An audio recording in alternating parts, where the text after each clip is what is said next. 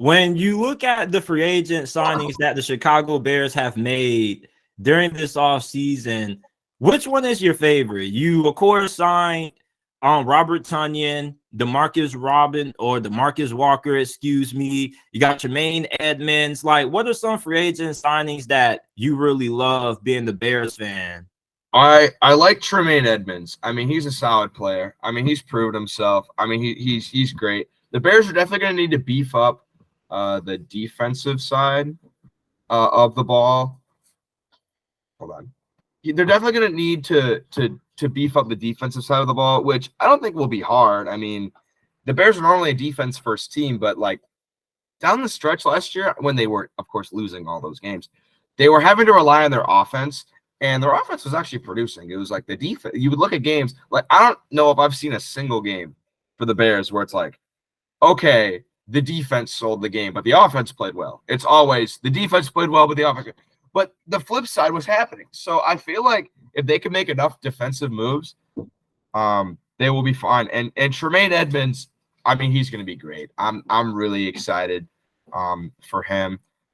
I mean, I haven't really looked that much into who else we got. I mean, I know there's still some people out there. I'm trying to remember off the top of my head.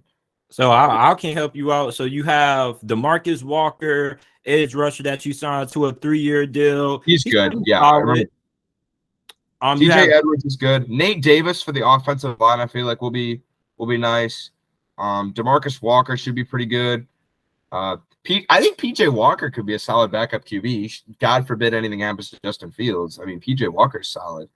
How do you feel about the additions of Dante Foreman and Travis Homer? Do you think any of those guys are going to be in contention for, a legitimate workload? Because last year you guys did rotate in between David Montgomery and Khalil Herbert, and right now it looks like Khalil Herbert probably will be the RB1. Does Dante Foreman or Homer get more carries, or I think he could get some carries. I think he definitely could. He's a downhill runner. He's like a Walmart Derrick Henry.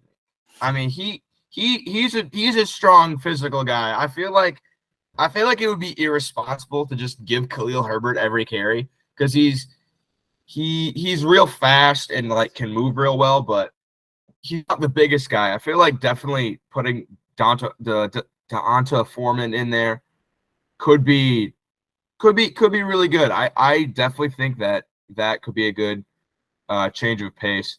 I don't really know enough about Travis Homer. I've really never even heard of him before, so I can't really tell you much there. But I think Foreman could get some carries. I liked what I saw of him in Tennessee. What about Robert Tonyan? Because everybody's so big on Cole Command, especially the fantasy football community. It's like, do they end up splitting reps at tight end, or is one guy going to end up being the backup, or are we going to see more of both of those guys on the field? I mean, Robert Tonyan's pretty good. I don't know how many like 2 tight end packages will run. I know Cole Komet's definitely the better blocking tight end. I will say that, but the blocking tight end is, I think, being phased out of football. I mean, tight ends still have to block, but I feel like you're seeing less and less of he's a big body there at tight end. Tonyan, I mean, he was pretty good in Green Bay. And if they want to roll out a double set with 2 tight ends, they could. I mean, I'm sure he'll get some playing time, but Cole Kmet, I feel like will definitely be the main tight end. But I'm sure Tonyan will get some catches here and there and get some playing time.